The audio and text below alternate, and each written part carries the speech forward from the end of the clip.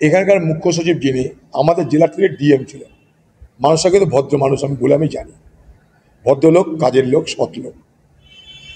এই মাঝখান থেকে এই দিদির পাল্লায় পড়ে সেই বেচারি মনোজ পন্থের অবস্থা আজ এই জায়গায় হলো। মানে যাকে বলে বলির পাঁঠা করা হলো, মনোজ পন্থ সাহেবকে বলির পাঁঠা করা হলো।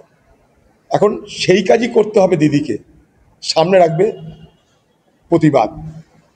দিদি খুব ভালো করে জানে নির্বাচন কমিশনের যা অ্যাটিচিউড, সেই অ্যাটিচিউড মেনে তাকে এখান থেকে এ কাজ করতেই হবে।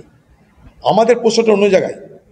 আমার প্রশ্ন হচ্ছে, এই নির্বাচন কমিশন যখন রাহুল গান্ধী কর্ণাটকে যখন দুর্নীতি ধরল, কারচুপি ধরল, তখন কিন্তু এই নির্বাচন কমিশন কর্ণাটকের কোনো অফিসারকে তার বিরুদ্ধে এফআইআর করতে বলল না।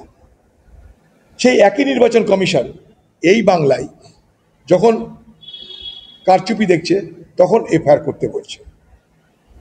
এই দ্বিচারিতা কেন? প্রশ্নটা এই জায়গাটা হওয়া উচিত, আমি সেই প্রশ্নটা করতে চাই।